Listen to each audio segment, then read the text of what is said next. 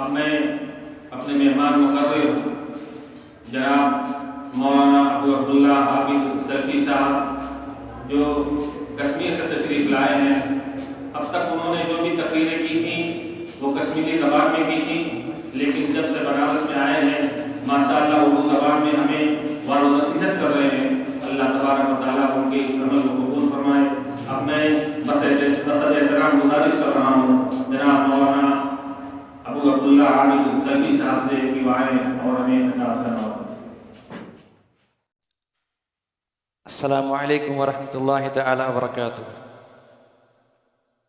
ان الحمد للہ نحمده ونستعینه ونستغفره ونعوذ باللہ من شرور انفسنا وسیئات اعمالنا، من يهده الله فلا مضل له ومن يضلل فلا هادي له، واشهد ان لا اله الا الله وحده لا شريك له وان محمدا عبده ورسوله۔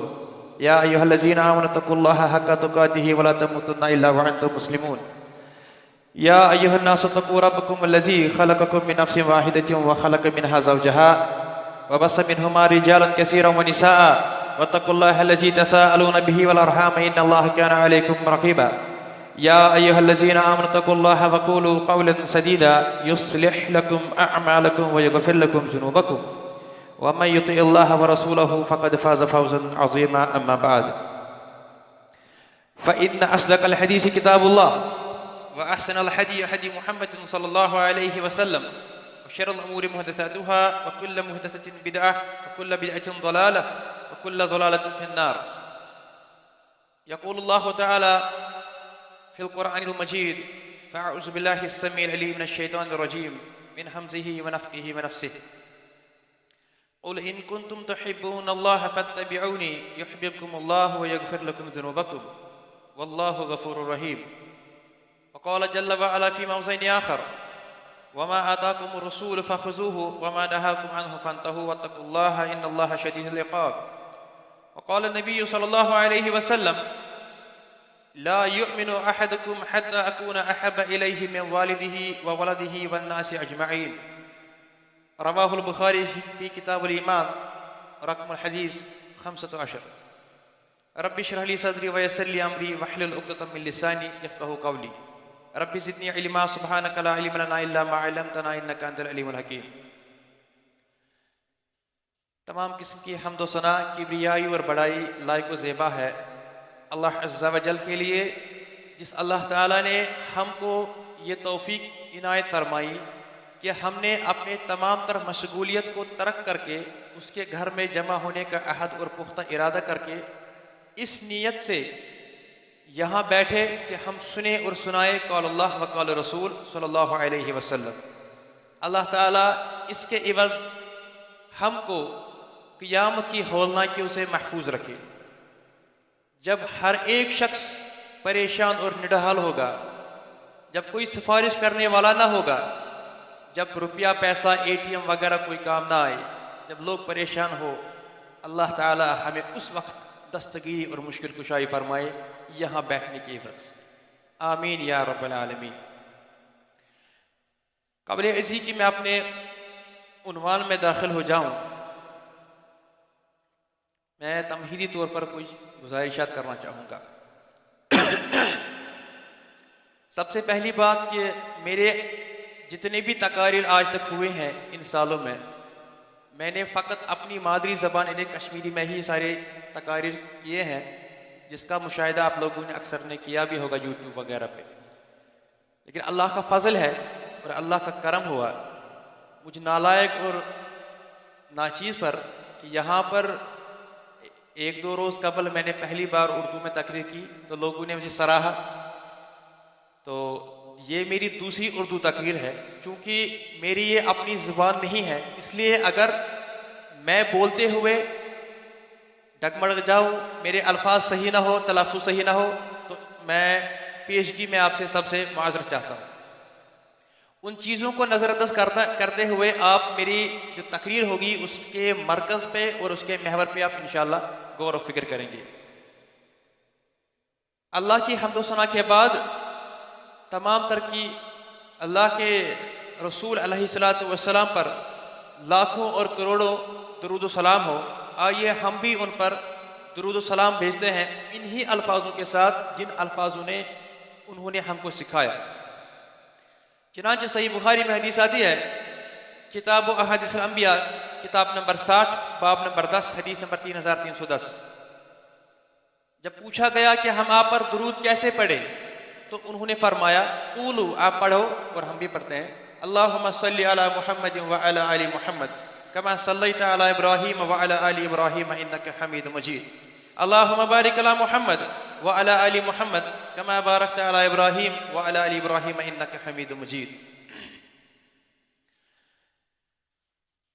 خطبہ مسنونہ کے بعد میں نے آپ کے سامنے سورہ آل عمران سورہ نمبر 3 آیت نمبر 31 تلاوت کی ہے، جس کا ترجمہ یوں ہے، قل ان کنتم تحبون اللہ، آپ کہہ دیجئے کہ اگر آپ اس بات کا دعویٰ کرتے ہیں کہ آپ کو اللہ تعالیٰ سے محبت ہے، فاتبعونی، تو آپ کو یہ چاہیے کہ آپ میری اتباع کریں، یحببکم اللہ، اس سے کیا ہو جائے گا، اللہ بھی آپ سے محبت کرے گا، وَيَغْفِرْ لَكُمْ ذُنُوبَكُمْ، اور اس کے ساتھ ساتھ اللہ تعالیٰ آپ کے گناہوں کو معاف بھی فرمائے گا، کیونکہ واللہ غفور الرحیم، اللہ تعالیٰ مغفرت کرنے والا ہے اور رحم کرنے والا ہے۔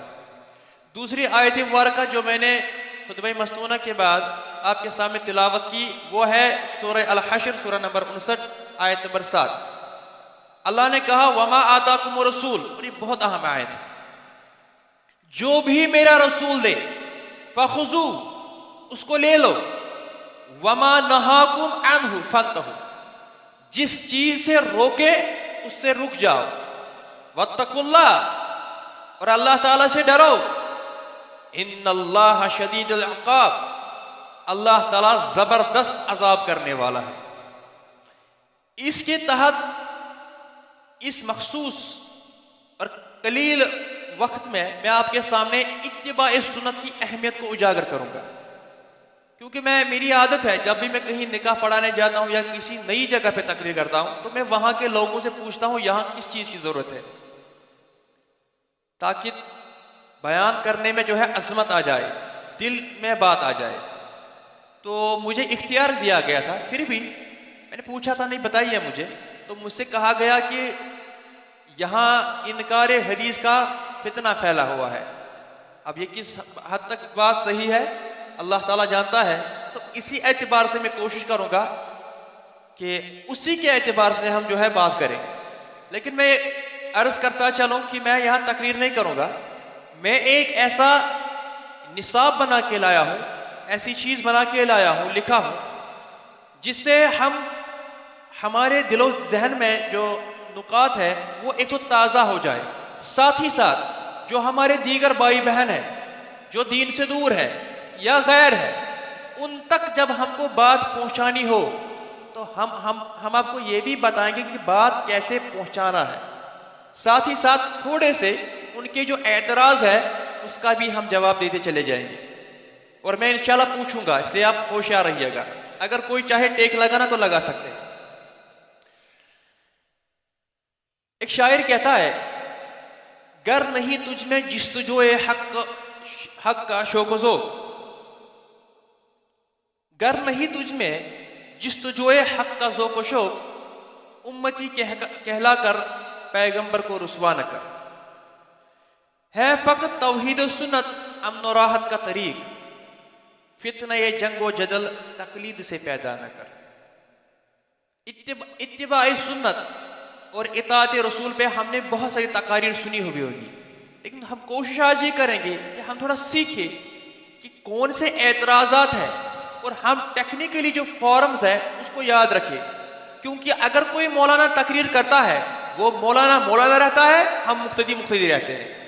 میں چاہتا ہوں کہ ہم سارے مقتدی اس قابل بن جائیں کہ ہم باتوں کا جواب دیں، اس کے لیے ہمیں کچھ نکات کو یاد رکھنا ہے۔ سب سے پہلی بات، ایمان کا درجہ، ایمان کی حقیقت اور ایمان کا تقاضا یہ ہے کہ انسان کو سب سے زیادہ جس انسان سے یعنی جس سے محبت ہو وہ ہے ذات اللہ تعالیٰ کی، سب سے زیادہ محبت۔ اگر ہماری محبت اللہ سے بڑھ جاتی ہے، رسول سے بڑھ جاتی ہے، دین سے بڑھ جاتی ہے، اگر ہم نے 3 حج اور عمرہ کیے ہیں، اگر ہمارے ماتھوں پر داغ پڑ گیا ہے سجدے کا، اگر ہم روزانہ تلاوت کرتے ہیں تو ہم دیندار نہیں ہیں۔ کیوں؟ دلیل سورہ بقرہ سورہ نمبر 2 آیت نمبر 165 میں اللہ تعالیٰ فرماتے ہیں وَمِنَ النَّاسِ، لوگوں میں سے کچھ ایسے لوگ ہیں جو باقی ہستیوں سے ایسی محبت کرتے ہیں جیسی محبت اللہ کے ساتھ کرنی چاہیے۔ وَالَّذِينَ آمَنُوا أَشَدُّ حُبًّا لِلَّهِ، لیکن جو اللہ پر ایمان رکھنے والے ہیں وہ سب سے زیادہ اللہ سے محبت رکھتے ہیں۔ اس میں ایک اور نقطہ نکلتا ہے، جو لوگ یہ بولتے ہیں کہ محبت کی جو حد ہے یعنی ہائر لیول ہے وہ عشق ہو جاتا ہے، یعنی ہاں ہم تو محبت کرتے ہیں لیکن ہم تو عشق کرتے ہیں، اسی لیے بولا جاتا ہے عاشق رسول، عاشق غوث، بولا جاتا ہے کہ نہیں بولا جاتا؟ عشق کا لفظ صحیح ہے کہ نہیں ہے؟ اگر ان کی یہ بات لی جائے اور مان لی جائے تو اللہ کو کیا کہنا چاہیے تھا؟ والذین آمنوا اشد عشقا للہ، تو اللہ نے کیا بولا؟ حبا للہ۔ آپ کی جانکاری کے لیے بتا دوں کہ لفظ عشق یہ عربی کا لفظ ہے، لیکن اللہ تعالیٰ کی شان کتنی اعلیٰ اور عرفہ ہے۔ ہماری جان قربان ہو محمد عربی پر صلی اللہ علیہ وسلم کہ انہوں نے اپنے ارشادات میں اس لفظ کو استعمال ہی نہیں کیا۔ قرآن میں کہیں نہیں آتا ہے اللہ سے عشق کرو، رسول سے عشق کرو، نہ ہی نبی نے کبھی کہا مجھ سے عشق کرو۔ تو کیا کہا؟ صحیح بخاری کی حدیث کتاب الایمان کتاب نمبر 2 باب نمبر 2 اور حدیث نمبر 15، اس میں کہا گیا لا یؤمن احدکم حتی احب الیہ، اللہ وہ شخص مکمل ایماندار نہیں ہے، ایماندار ہی نہیں ہے وہ، حتی اکون احب الیہ من والدہ و ولدہ والناس اجمعین، جس کو میں سب سے زیادہ محبوب نہ ہو جاؤں، اپنے آپ سے زیادہ، اپنے والدین سے زیادہ، اور تمام لوگ جو انسان دھرتی پر موجود ہیں۔ تو اللہ کی محبت کے بعد رسول کی محبت ہے، اور ان دونوں کے لیے جو ادھر لفظ استعمال ہوا کیا ہے؟ حتی اکون احب، تو حب استعمال ہوا ہے، عشق استعمال نہیں ہوا ہے۔ اب آپ نے سنا ہوگا ہمارے دوسرے بھائیوں سے کہ نہیں، وہ بولیں گے حدیث تو آتی ہے، ایک حدیث آتی ہے من عشق وعف ومات فہو شہید، جس نے عشق کیا، کسی سے عشق کیا، پھر اس عشق کو اپنے دل میں محفوظ کر لیا اور کوئی برا کام بھی نہیں کیا، فہو شہید، وہ شہید ہے۔ اللہ اکبر، یعنی شہادت کا شارٹ کٹ بتایا جا رہا ہے۔ نعوذ باللہ، کیا اللہ کے نبی ایسا فرما سکتے ہیں؟ یہ حدیث آپ کی جانکاری میں کے لیے بتا دوں، یہ حدیث موضوع حدیث ہے۔ موضوع حدیث مطلب یہ گڑی ہوئی ہے، کسی نے یوں ہی بول دیا اللہ کے نبی نے فرمایا تو چل جائے گا۔ اس حدیث کو ابن جوزی نے الموضوعات میں درج کیا ہے، نقل کیا ہے کہ سنو یہ رسول اللہ صلی اللہ علیہ وسلم نے نہیں فرمایا۔ تو یہ ایک حدیث آتی ہے جو موضوع ہے، اس لیے عاشق رسول مت کہو، عاشق غوث، عاشق کچھ جو بھی بولتے ہیں نہیں بولتے، ہم کہیں گے اللہ سے حب ہے، محبت بولیں گے، حب بولیں گے۔ کیونکہ ایک اور چیز بتا دوں، اگر کوئی شخص یہ بولے کہ ہم اپنی بہن سے عشق کرتے ہیں، بولتا ہے کوئی، اس کو جوتے لے کر ماریں گے، ارے اماں تیرے کو اپنی بہن ہی ملی تھی عشق کرنے کے لیے۔ لیکن اگر کوئی یہ بولے کہ ہمیں اپنی والدہ سے محبت ہے، ہمیں اپنی بیٹی سے محبت ہے، ہمیں اپنی بہن سے الفت ہے، تو بولیں گے الحمدللہ، ہونی بھی چاہیے۔ سمجھ رہے ہیں بات؟ تو جب یہ عشق کا لفظ ہم اپنی بہن یا بیٹی یا ماں کے لیے استعمال کرنا صحیح نہیں سمجھتے تو عقل کہاں چلی جاتی ہے جب ہم کہتے ہیں میں رسول سے عشق ہے صلی اللہ علیہ وسلم۔ جب رسول کا نام آئے تو محبت سے کہا کرے صلی اللہ علیہ وسلم۔ یہی وہ بات ہے جو ہمارے بھائی، اللہ ان کو بھی ہدایت فرمائے، سبز پگڑی والے، وہ کہتے ہیں آپ لوگوں کو تو عشق ہی نہیں ہے کیونکہ آپ درود نہیں پڑھتے ہیں۔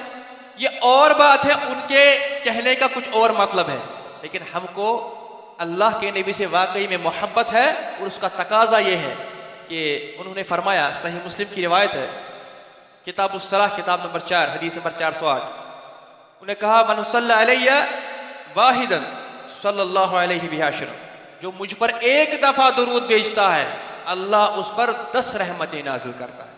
سنن نسائی کی الگ روایت ہے، کتاب الصحف کتاب نمبر 13 حدیث نمبر 1397، جس نے من صلی علیہ صلاۃ واحدۃ صلی اللہ علیہ وسلم، جس نے مجھ پر صرف ایک دفعہ درود بھیجا اللہ تعالیٰ اس پر 10 رحمتیں نازل فرماتا ہے۔ وَرُفِعَتْ عَنْهُ 10 درجات، اور اس کے 10 درجے اللہ تعالیٰ بلند کر دیتا ہے۔ وَحُطَّتْ عَنْهُ 10 خطیات، اور اس کے 10 لغزشیں معاف بھی کر لیتا ہے۔ اللہ ہم سے بھی قبول فرمائے، آمین یا رب العالمین۔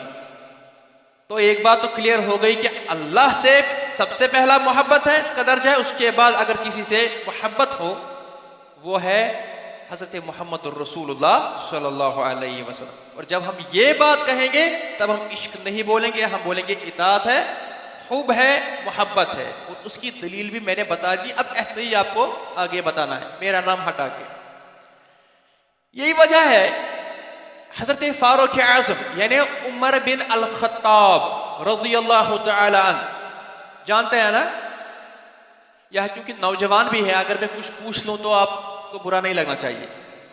صحابہ تو بہت سارے ہیں، لاکھوں میں ہیں، لیکن اول جو ہے ہم بولیں گے 10 جو ہے، ان 10 کو ہم بولتے ہیں عشر مبشرات۔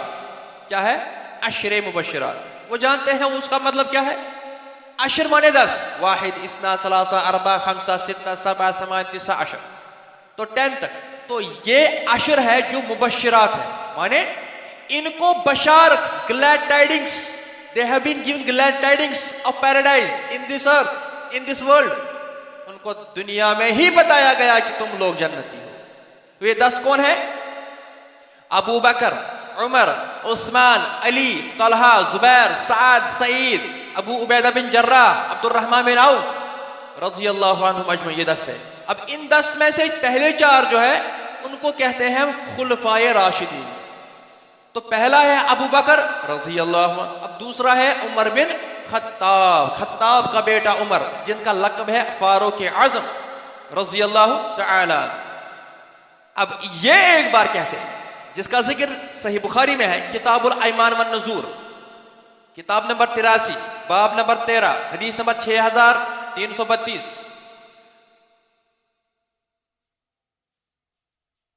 نماز اذان ہو رہی ہے تو میں خاموش ہو جاتا ہوں۔ تو انہوں نے فرمایا لَأَنْتَ أَحَبُّ إِلَيَّ مِنْ كُلِّ شَيْءٍ إِلَّا مِنْ نَفْسِي، اے نبی آپ مجھے سب سے زیادہ پیارے ہیں، دنیا میں جتنی بھی چیز ہے، جتنے بھی لوگ ہیں، سب سے پیارے آپ ہیں، إِلَّا مِنْ نَفْسِي، مگر سچ ہی بولا، ہماری طرح نہیں، کہا کہ میرے نفس کے بغیر آپ سب سے پیارے ہیں مجھے۔ فقال النبی، تو نبی نے اس پر فرمایا لا والذی نفسی بیدہ، قسم ہے اس ذات مبارکہ کی جس کے دست مبارک میں میری جان ہے، حتی اکون احب الیہ من نفسک، اے عمر جب تک تم کو میں اپنی جان سے اور اپنے نفس سے پیارا نہ ہو جاؤں تب تک ایمان پلے میں نہیں ہے۔ فقال عمر نے یہ سنتے ہی کہا الآن فإنه الآن واللہ لأنت احب الیہ من کل شیء الیہ من نفسی، اور نفس کا لفظ استعمال کیا، کہا اے اللہ کے نبی اب آپ مجھے اپنے جان سے بھی پیارے ہو۔ کہا الآن یا عمر، اس کا ترجمہ یہ کیا جاتا ہے کہ ہاں اب یہ بات ہوگی، اب بڑی بات ہوگی، یا عمر یہ بات تو پہلے ہی ہونی چاہیے۔ تو عمر کے ایمان کا بھی انکار کیا گیا جب اس نے یہ فرمایا کہ میری جان کے بغیر آپ مجھ سے پیارے ہیں۔ اب اگر آپ سے مجھ سے پوچھا جائے آپ کو سب سے زیادہ کون سا پیارا ہے، تو ہمارے لیے کوئی چارہ نہیں بچتا، اللہ ہے، اس کے بعد کیا ہے، اس کے بعد تو اس کے پیغمبر ہی ہے صلی اللہ علیہ وسلم۔ عمل کیا ہے؟ عمل کی باری جب آتی ہے اللہ کو چھوڑ دیا جاتا ہے، غیروں کے آگے سجدہ کیا جاتا ہے، اللہ کو چھوڑ دیا جاتا ہے، دوسروں کے لیے نظر و نیاز کیا جاتا ہے، کہیں پر قبر ہے تو چادر چڑھا دی، پھول چڑھا دیا، اگربتیاں چڑھا دیا، اور جب اطاعت نبی کی بات آتی ہے تب بولتے ہیں ہمارے امام نے تو فرمایا، ہمارے مولوی صاحب نے تو فرمایا، ہمارے مسلک میں تو نہیں ہے، اما یہ کون سی بات ہو گئی؟ جب اطاعت کی بات آتی ہے تو نبی کی جیسے اللہ کی وحدانیت میں شرک نہیں ہو سکتا ہے، اسی طرح نبی کی اطاعت میں شریک نہیں ہو سکتا ہے۔ اسی لیے اللہ نے فرمایا من یطیع الرسول فقد اطاع اللہ، سورہ نساء سورہ نمبر 4 آیت نمبر 80۔ جس نے رسول کی اطاعت کی اس نے اللہ کی اطاعت کی۔ گویا یہ پیمانہ ہے، یہ وہ چیز ہے جو انسان کو سیکھ لینی چاہیے کہ اللہ کے دربار میں کوئی بھی عمل قبول تب تک نہیں ہوتی جب تک اس میں 2 صفتیں نہ ہو۔ There should be minimum 2 conditions. ایک تو یہ ہوتا ہے کہ اس انسان کی نیت خالص ہو، یعنی انسان اخلاص والا اللہ کے لیے کام کرے۔ دوسرا یہ ہو گیا کہ اگر اس کام میں، اس عمل میں، اس طریقے میں نبی کا طریقہ نہ پایا جائے وہ عمل بھی اللہ تعالیٰ قبول نہیں فرماتا ہے۔ اور ایک اور چیز، نبی کی بات کیوں ماننا ہے؟ کیونکہ یہاں پر جو یہاں ہو یا کسی اور جگہ ہو، لوگ پوچھتے ہیں ارے اللہ نے جو قرآن نازل کیا ہے وہ تو مکمل ہے، تو نبی کی بات کیوں ماننا ہے، حدیث کیوں ماننا ہے؟ اب اگر میں آپ سے پوچھوں اللہ کی جو کتاب ہے قرآن کریم ہے، مکمل کتاب ہے نا، ہے کہ نہیں ہے؟ شک ہے کہ نہیں ہے؟ اگر مکمل کتاب ہے پھر حدیث کی کیا ضرورت ہے؟ اگر کوئی آدمی آپ سے سوال کرے اللہ کی کتاب جو مکمل ہے 30 پارہ ہے، 114 صورتیں ہیں، 586 رکوع ہے، 6600 کچھ آیات ہے، ٹھیک ہے، اب یہ مکمل ہے اور اس میں تحریف بھی نہیں ہوئے، نعوذ باللہ۔ اللہ نے خود کہا سورہ ہجر سورہ نمبر 15 آیت نمبر 9 کہ ہم اس کی حفاظت کریں گے، انا نحن نزلنا الذکر وانا لہ لحافظون۔ تو حدیث کیوں ماننا ہے؟ بولیے۔ اسی لیے میں نے کہا تقریر نہیں کرنی، جب میں آپ سے سوال کروں گا آپ کا ذہن سوچنے پر مجبور ہو جائے گا اور آپ جواب تلاش کریں گے تو ہی آپ جواب دے پائیں گے۔ اللہ نے کہا پہلی آیت جو میں نے پڑھی، وما آتاکم الرسول فخذوہ، اللہ نے کہا سورہ الحشر میں سورہ نمبر 59 آیت نمبر 7، جو میرا رسول دے دے اس کو لے لو۔ رسول کب دیں گے؟ کیا دیں گے؟ وما نہاکم عنہ فانتہوا، جس چیز سے روک لے اس سے رک جاؤ۔ اب یہ دینا اور لینا کہاں ہوگا؟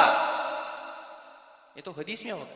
دوسری بات سورہ نجم سورہ نمبر 53 آیت نمبر 3 اور 4، وما ينطق عن الهوى ان هو الا وحی یوحى، میرا نبی جو فرماتا ہے، جو کہتا ہے اپنے نفس سے نہیں کہتا، یہ تو وحی ہوتا ہے۔ جب بھی کوئی حکم دیتا ہے یہ اللہ کی طرف سے ہوتا ہے۔ سمجھ آ رہی بات؟ تیسری بات، اس میں جو سب سے پاورفل دلیل ہمارے پاس ہے، کوئی کہے کہ نہیں ٹھیک ہے نا قرآن کافی ہے کہ نہیں کافی ہے؟ ہم بولیں گے اب اگر کوئی بولے گا ہاں تو پھنسا، اگر نہ بولا تب بھی پھنسا۔ قرآن کافی ہے نا تو حدیث کیوں ماننا، سنت کیوں ماننا؟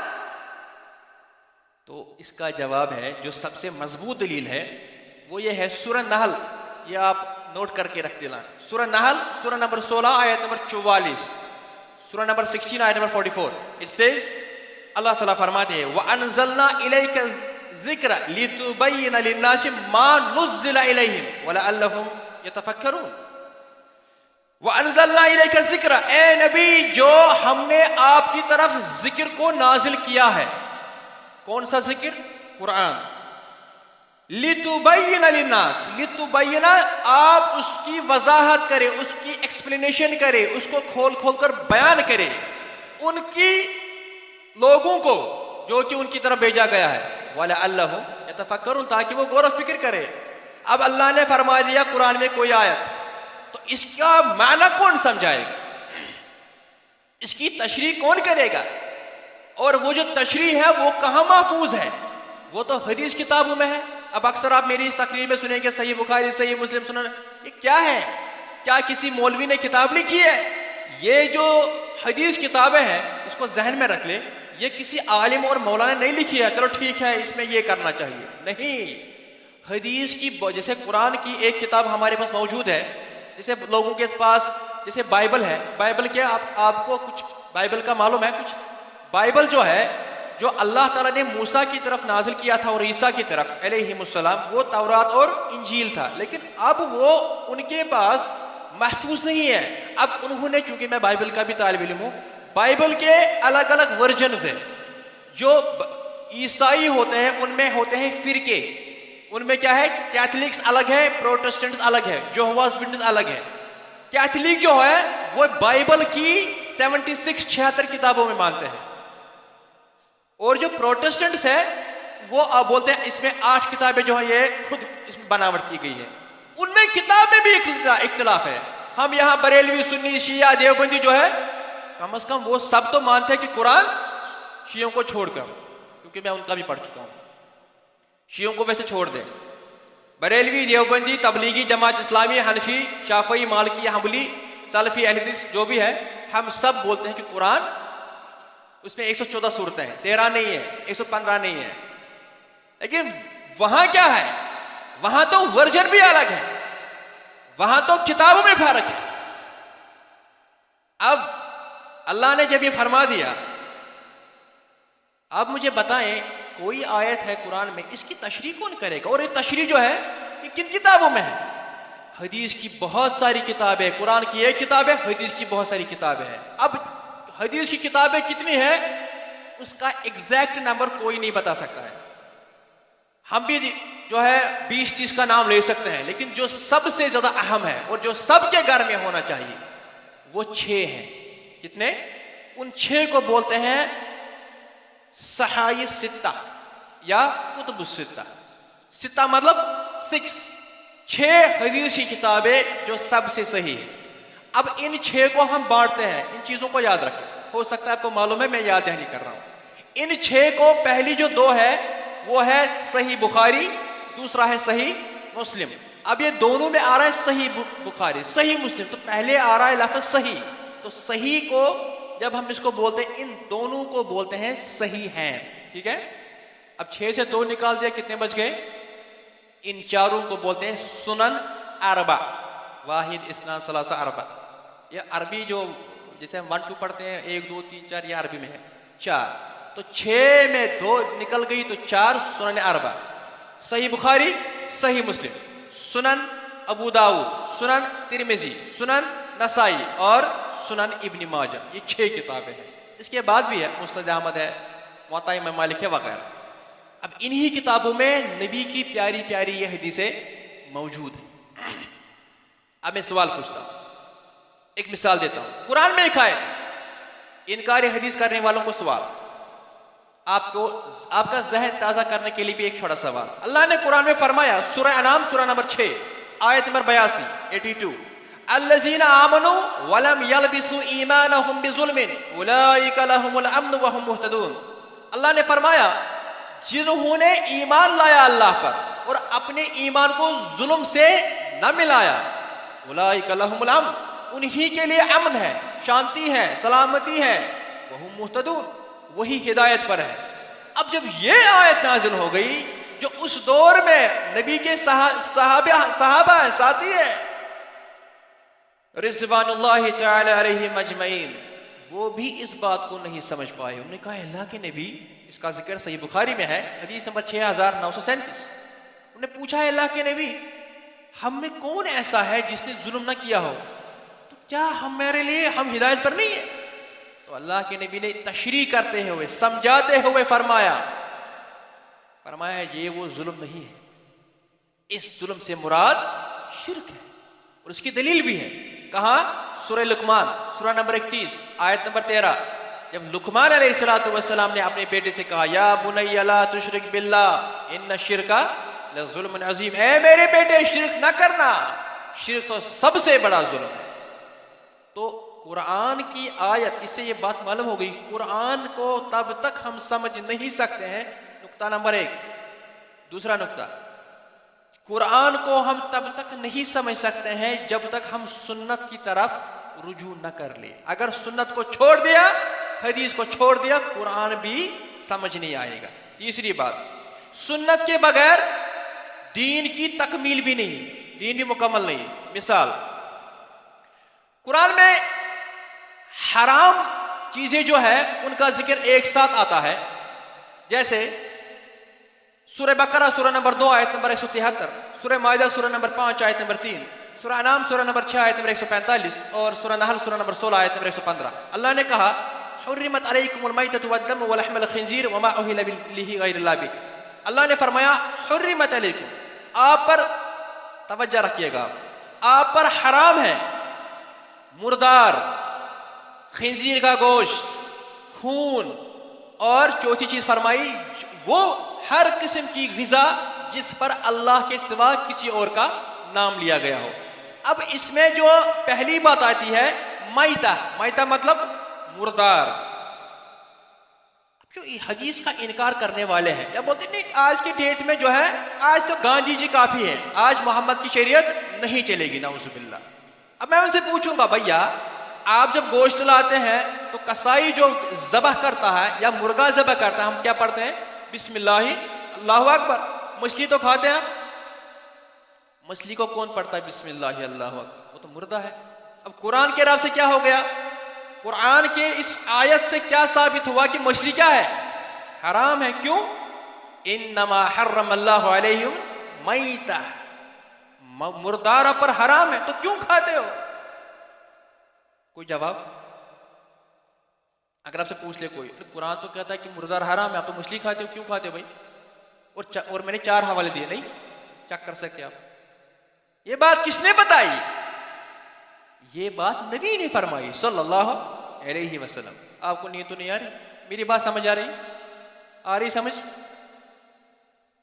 اب یہ حدیث سنن ابن ماجہ میں ہے، کتاب الصائد، حدیث نمبر 3219. اب انہوں نے ایکسپشن دے دیا، استثناء دے دیا، اوور رول کر دیا، اس آیت پر حکم لگا دیا. کیا؟ احلت لنا میتتان، ہمارے لیے 2 مردار حلال کیے گئے ہیں، الحوت والجراد. حوت بولتے ہیں مچھلی کو، جراد بولتے ہیں ٹڈی، آپ بولتے ہیں ٹڈی، وہ ایک سمندری جانور ہوتا ہے. تو یہ دونوں جو ہے اس کو حرام کرنے والا ہے محمد رسول اللہ، حلال کرنے والا محمد رسول اللہ صلی اللہ علیہ وسلم. اب کوئی بولے گا نہیں یہ تو کانٹرڈکشن ہو رہا ہے، تضاد ہو رہا ہے. نہیں، دس از کالڈ کانٹرا ڈسٹنکشن. مثال کے طور پر میں کہوں چائے بنانے کے لیے دودھ کی ضرورت ہے، تو دوسری دفعہ میں کہتا ہوں نہیں چائے بنانے کے لیے تو چائے پتی کی ضرورت ہے. کیا یہ کانٹرڈکشن ہے، تضاد ہے؟ ارے نہیں، دونوں کی ضرورت ہے. اسی طرح جب کوئی اللہ تعالیٰ حکم دیتا ہے، اس میں ایک اور بات نکلتی ہے، اکثر ہماری زبانوں پر ہوتا ہے، خاص کر جو جمعہ دن اہل ہوتے ہیں، وہ کہتے ہیں دیکھو جو اگر کوئی مسئلہ ہو تو پہلے قرآن میں دیکھیں گے پھر حدیث میں دیکھیں گے. کہتے ہیں کہ نہیں کہتے؟ یہ غلط جملہ ہے. پہلے کیوں قرآن میں دیکھیں گے؟ ضروری نہیں ہے، ہو سکتا ہے قرآن میں موجود نہ ہو، کیونکہ قرآن مجمل ہے، حدیث مفصل ہے، یعنی کنسائز. اگر صرف قرآن حلال و حرام کی تفصیل ہی بتاتا ہو 3000 پارہ ہوتا کس کا؟ حرام و حلال مینیو کا، مینیو کارڈ ہوتا پورا. اللہ اکبر، اللہ نے کتنا مختصر بتا دیا. اس کو تشریح کرنے والا کون ہے؟ اللہ نے خود اپنا ہادی، رہبر، سکھانے والا بھیج دیا، جن کا نام ہے حضرت محمد بن عبداللہ صلی اللہ علیہ وسلم. اور آخری بات اس تعلق سے، اس حوالے سے کہ حدیث جو ہے، حدیث بھی اللہ ہی کی طرف سے ہے. یہ بات بھی آپ سیکھ لیں. یعنی اکثر ہماری زبانوں پر یہ بات ہوتی ہے کہ دیکھو اللہ نے تو قرآن بھیجا ہے، اب حدیث کس نے بھیجا ہے؟ حدیث کس نے پھر بھیجا؟ حدیث کس نے بولا؟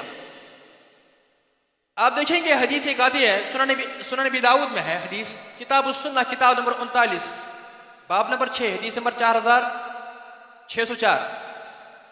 حضرت مقدام رضی اللہ عنہ سے روایت ہے کہ نبی کریم صلی اللہ علیہ وسلم نے فرمایا، الا خبردار، انی اوتیت الکتاب ومثلہ معہ، مجھے اللہ کی طرف سے کتاب دی گئی ہے. کون سی کتاب ہے؟ قرآن. آپ بولتے نہیں ہیں، آج جمعہ نہیں ہے، جمعہ میں بولنا جائز نہیں ہے، تقریر میں بول سکتے ہیں. اسے مجھے تو لگ رہا ہے قبرستان میں تقریر کر رہا ہوں. انہوں نے کہا مجھے کتاب دی گئی ہے، اللہ کی کتاب، وَمِثْلَهُ مَعَ، اور اسی سے ملتا جلتا اور ایک چیز دیا گیا. وہ چیز کیا ہے؟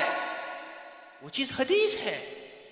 اور یاد رکھے وحی کی 2 قسمیں ہوتی ہیں. وحی means revelation, God send revelation. جس طرح ہندو دھرم میں 2 قسم کی کتابیں ہوتی ہیں، شروتی اور سمرتی. یعنی کچھ کتابیں جو بھگوان نے کہا ہے، اس کے بعد جو وید رامائن ہے جو رشی منیوں نے لکھا ہے. यदा यदा हि धर्म से ग्लानिपति व वार्ता अभ्युत्थान धर्म सदात्मनम सर्जम है, जैसे भगवत गीता अध्याय नंबर 4 श्लोक नंबर 78। ये ऋषि मुनि ने लिखा है। लेकिन अब जो भगवान की बात है मैं समझा रहा हूं, चूंकि आप यहां पर रहते हैं। तो अथर्ववेद में एक श्लोक आता है, एक मंत्र आता है, किताब नंबर 20 हिंद नंबर 127 श्लोक नंबर 6 और 7। उसमें यह कहा गया कि एक नराशंस आने वाला है। ओम जतावुक्षुरुत नराशंस्ते शशम सहस्रना नवेतम चकोरम मारदशमे शदूमहे। अब ये कौल किनका है? ये ऋषि मुनि का नहीं है, ये भगवान का कौल है। भगवान कह रहा है कि एक नराशंस आने वाला है, और जो नराशंस आने वाला है, जो आखिरी कल की अवतार आने वाला है, वो तब आएगा जब तलवार का दौर होगा। और उनका नाम क्या होगा? उनका नाम होगा मोहम्मद सल्लल्लाहु। कहां लिखा है? अगले मंत्र में, मंत्र नंबर 7। अज्ञान हेतु किरत मोहम्मदान्धिकारम नाशम विधायम हि ततो दवेत्य। कहा अज्ञान, इग्नोरेंस, अंधेरे में आएगा एक इंसान। अज्ञान हेतु कृत मोहम्मदान, मोहम्मद आएगा। नाशम विधायम मिनज़ ज़ुल्माति इलन नूर, सूरह इब्राहिम आयत नंबर 52। आ रही बस। तो हदीस और सुन्नत, अब कुछ लोगों ने यहां पर जो है, अरे नहीं आप तो अहले हदीस है, हम सुन्नी हैं, सुन सुन के बेचारे सुन्नी हो गए, हम तो सुन्नी हैं। अहले हदीस, हदीस क्या है और सुन्नत क्या है, ये एक ही बात है। अब मेरे पास उतना वक्त नहीं, मैं खोल खोल के बता दूं, बस शॉर्ट में मान लीजिए। सुन्नत लुगवी एतबार से कहते हैं, सुन्नत मतलब तरीका, मतलब रास्ता। हदीस मतलब बात। सुन्नत का मतलब रास्ता, हदीस का मतलब बात। लेकिन शरई इस्तिलाह में हदीस कहते हैं जो कुछ अल्लाह के रसूल सल्लल्लाहु अलैहि वसल्लम ने कहा, कि हदीस तो कहते हैं बात को। मसलन इसकी दलील भी हम कुरान से देते हैं। जैसे कुरान में एक आयत आती है कि सूरह तहरीम में, सूरह नंबर 66, उसमें आता है कि वइज़ा असर्रा बअज़ नबी हदीसन इला बअज़ अज़वाजी हदीसन। अल्लाह के नबी ने अपनी किसी बीवी से हदीसन, कोई बात कह दी, तो अल्लाह ने नबी की बात को क्या कहा? हदीस। अच्छा, एक और चीज, हदीस के और माना भी होते, किस्सा, बात, मौका या वाकया या खबर। अब देखिए सूरह ताहा में आता है, सूरह नंबर 20 आयत नंबर 9, अल्लाह ने कहा वहल अताका हदीस मूसा, क्या आप तक मूसा की हदीस, यानी मूसा की खबर, मूसा का वाकया आया है? तो अब आप कैसे याद रखेंगे? आप तो अहले हदीस है, हम तो अहले से। अरे हदीस किसको बोलते हैं? अरे नहीं, वो मौलाना को पता है, मुझे नहीं पता है। हदीस किसको बोलते हैं? तो आप याद रखें, हदीस बोलते हैं मा उज़ीफा इलन नबी। ये इतना जुमला याद रहेगा, मा उज़ीफा इलन नबी। अगर अरबी में न याद रहे तो उर्दू में याद रखें। जिस भी चीज का ताल्लुक हो नबी करीम सल्लल्लाहु अलैहि वसल्लम के साथ, उसको हदीस बोलते हैं। अब इसकी 5 किस्में हैं। मिन कौलिन औ फ़िअलिन औ तकरीरिन औ वस्फिन। कौलिन, इस सुन्नत और हदीस को मैं एक साथ ले जा रहा हूं। सुन्नत कौली मतलब जो उन्होंने कहा, क्या है, क्या कहा। मिसाल सही बुखारी किताबुल अदब, किताब नंबर 78, हदीस नंबर 6018, मतलब उन्हें फरमाया मन काना युमिनु बिल्लाहि वल यौमिल आखिर फलयुक्रिम ज़ैफ़हु। जो अल्लाह और आखिरत के दिन पर ईमान रखता है उसको बेहतर, उसको अपने मेहमान की मेहमान नवाजी करनी चाहिए। उन्होंने फरमाया, यह हो गया कौल, यानी उन्होंने कहा। अब है दूसरी सुन्नत फ़िअली। फ़िअल मतलब उर्दू के जानने वाले हैं, जिसको अंग्रेजी बोलते हैं वर्ब। अमल का करना, काम का करना, मतलब सुनन अबी दाऊद किताबुस सलाह, किताब नंबर 2 बाब नंबर 93 हदीस नंबर 665। हज़रत नुअमान बिन बशीर रज़ियल्लाहु अन्हु फरमाते हैं, कहते हैं कि काना रसूलुल्लाह युसव्वी सुफूफना इज़ा कुमना लिस्सलाति फ़इज़ा इस्तवैना कब्बर। जब अल्लाह के रसूल नमाज पढ़ाते थे तो उससे पहले हमारी सफ़ों को दुरुस्त किया कराते थे। जब हमारी सफ़ें दुरुस्त हो जाती थी उसके बाद तकबीर कहते थे। अब यहाँ उन्होंने फरमाया कुछ कि नहीं फरमाया? यहाँ फरमाया कुछ? क्या फरमाया? यहाँ तो फरमाया नहीं कुछ, यानी तवज्जो आपको मेरी तरफ नहीं है। یہاں فرمایا نہیں کچھ، یہاں کچھ کیا، ہماری صفوں کو درست کیا. یہ ایک عمل ہے. ہاں یہ اور بات ہے کہا ہو صفے درست کرو، لیکن ایک عمل ہے. تو کتنی قسمیں ہو گئی؟ سنت قولی کہنا، سنت فعلی کرنا، اب تیسری سنت تقریری. اب یہ تقریر، یہ تقریر نہیں ہے، ایک قرارہ سے ہے. وہ کیا ہے؟ سنن ابی داؤد کتاب التطوع کتاب نمبر 5 باب نمبر 5 حدیث نمبر 1267 1267.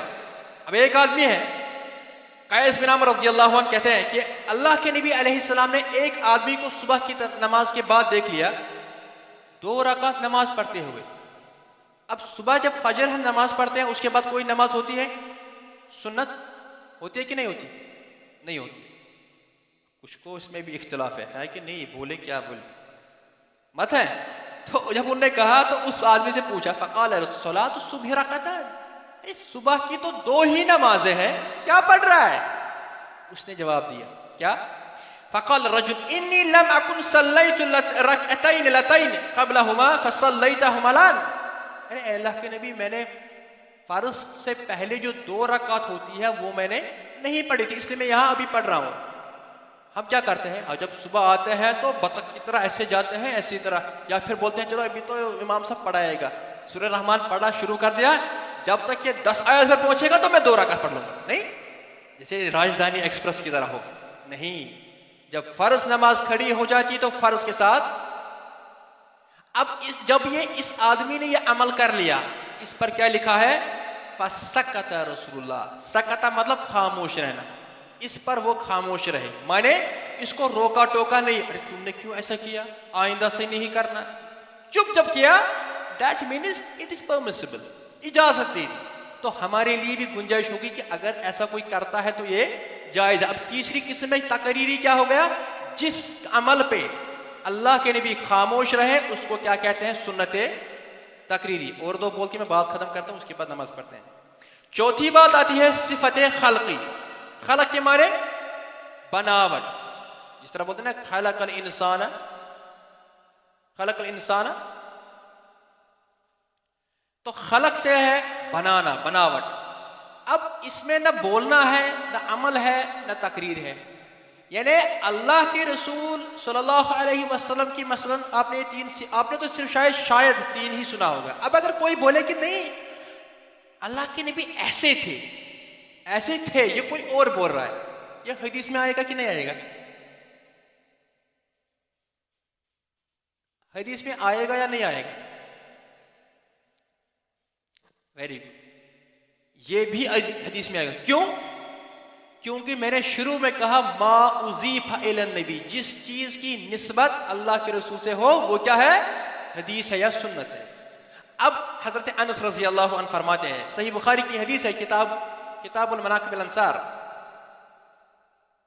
حدیث نمبر 3561. تو کہتے ہیں ما مسست حریرا ولا دیباجا الین من کف النبی. اب دیکھو آپ تو کپڑے کا کاروبار کرتے ہیں، آپ کو بھی اس کا پہچان ہوتا ہے. حضرت انس کہتے ہیں کہ میں نے جتنے بھی آج تک ریشم ہاتھ میں لیے ہیں، اللہ اکبر، میں نے جتنے بھی آج تک دیباج، دس از اے کائنڈ آف کلاتھ، یہ بھی ریشم کی ایک قسم ہے، میں نے آج تک جتنے بھی ریشم اور دیباج اپنے ہاتھ میں پکڑے ہیں، لیکن جتنا نرم اور ملائم میں نے نبی کی ہتھیلیوں کو پایا ہے اس سے کبھی نرم کوئی نہیں پایا. اللہ اکبر، یہ ہمارے نبی تھے. ان کی کیا ہے؟ اب بناوٹ ہے نا، خلقت ہے نا. اس کے بعد کہتے ہیں ولا شممت ریحا قط عرفا قط اطيب من ريح او عرف النبی. اور آج تک میں نے جتنے بھی پرفیومز عطر کا استعمال کیا ہے، سونگا ہے، دیکھا ہے، ان سب سے خوشبودار میں نے پسینہ پایا ہے محمد عربی کا صلی اللہ علیہ وسلم. اس کو کیا بولتے ہیں؟ صفت خلقی. اب آپ 5ویں اور آخری چیز وہ ہے صفت خلقی، یعنی ان کا اخلاق کیسا تھا. اگر ہم کہیں کہ وہ ایسے تھے، ان کا مزاج ایسا تھا، تو یہ بھی اب حدیث میں آئے گا کہ نہیں آئے گا؟ آئے گا. صفت خلقی کے بارے میں صحیح بخاری کی حدیث ہے، کتاب الادب حدیث نمبر 6203. حضرت انس ہی کہتے ہیں کہ کان النبی احسن الناس خلقا، اللہ کے رسول سب انسانوں میں بہترین اخلاق والے تھے. تو میں نے 5 چیز گنوا دی. سنت یا حدیث قولی جس میں ان کا فرمانا ہو، سنت دوسرا کیا تھا فعلی جس میں ان کا کچھ کام کرنا ہو، تیسرا سنت تقریری جس میں کوئی شخص کوئی عمل کرتا ہے تو وہ خاموش رہتے، چوتھا صفت خلقی ان کی بناوٹ کے بارے میں، اور پانچواں کیا ہے صفت خلقی ان کا اخلاق۔ ایک اور چیز آتی ہے، اگر تاریخ اور سیرت سے کوئی بھی بات ان سے ملوث ہو، مثلا وہ اس سال میں پیدا ہوئے، یہ بھی حدیث میں آتا ہے۔ اب اس کے بعد اس کی اہمیت کیا تھی، ان کے اعتراضات کیا تھے، پھر فقہ حنفی میں اس میں کیسے جو ہے قلم انہوں نے اس میں استعمال کیا۔ جیسے کہا جاتا ہے کہ ہماری ایک حدیث گڑی ہوئی ہے، اللہ ان کو ہدایت دے، کہ ایک حدیث انہوں نے گڑی ہوئی ہے کہ ایک ہماری امت میں ایک ایسا آئے گا، یقال محمد بن ادریس اضر علی الرجال علی امتی من ابلیس، نعوذ باللہ۔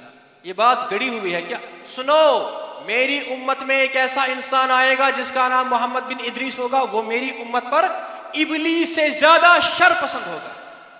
اب آپ کو پتہ ہے محمد بن ادریس کون ہے؟ یہ امام شافعی ہے۔ اس کے بعد کہا وَيَكُونُ فِي أُمَّتِي يُقَالُ لَهُ أَبُو حَنِيفَةَ هُوَ سِرَاجُ أُمَّتِي هُوَ سِرَاجُ أُمَّتِي، اور ایک آدمی آئے گا میری امت میں جو کھلتا ہوا چمکتا ہوا چراغ ہوگا، اس کا نام ہوگا ابو حنیفہ، نعوذ باللہ۔ یہ بات گڑی ہوئی ہے انتشار پیدا کرنے کے لیے، اس لیے ان باتوں کا آپ کو علمیت۔ اور یہ حدیث جو ہے نا موضوع حدیث، ابن جوزی نے الموضوعات جلد 1 صفحہ نمبر 43 پہ اس کو درج کیا ہے۔ یہ حدیث نہیں ہے سب امام ہمارے سروں کے تاج، لیکن سب امتی سب امام نبی کے بعد صلی اللہ علیہ وسلم۔ اللہ تعالی ہم کو صحیح معنوں میں اتباع سنت اور اتباع رسول کرنے کی توفیق عطا فرمائے۔ جو حقیقی باتیں ہمیں کہنی تھی وہ رہ گئی، اگر کبھی اللہ نے اور موقع دیا وہ کریں گے۔ اور سب سے آخر میں آپ سب کا جو ہے انتظامیہ کا بھی بہت شکریہ ادا کرتا ہوں، آپ لوگوں نے وقت دیا اور ہم کو اجازت دی یہاں بیان کرنے کی۔ اللہ ہم کو ہمارے اس ملنے جلنے بیٹھنے کو قبول اپنی درگاہ میں فرمائے۔ اللہ تعالی ہم سے ہماری گناہوں کو معاف فرما دے، اللہ تعالی ہماری خطاؤں کو معاف فرما دے، ہم میں سے جو پریشان حال ہے اللہ ہم کی پریشانی کو دور فرمائے۔ بہت سارے نے دعا کے لیے کہا ہے، جو لوگ کسی بھی مصیبت میں مبتلا ہے اللہ تعالی ان کی مصیبت کو دور فرمائے۔ اللہ تعالی ہم کو ہماری ماں بہنوں کو عزت سے نوازے، ان کی عصمت کی حفاظت فرمائے، ان کے دلوں میں بھی اگر کچھ نیک خواہشات ہے ان کو بھی شرمندہ تعبیر پہنچائے۔ اللہ تعالی ہم کو بھی اتحاد اور اتفاق میں رہے، آمین یا رب العالمین۔ وآخر دعوانا الحمدللہ رب العالمین، وآخر دعوانا الحمدللہ رب العالمین، وصلی اللہ علی نبینا محمد وآلہ وصحبہ اجمعین، والسلام علیکم ورحمۃ اللہ تعالی وبرکاتہ۔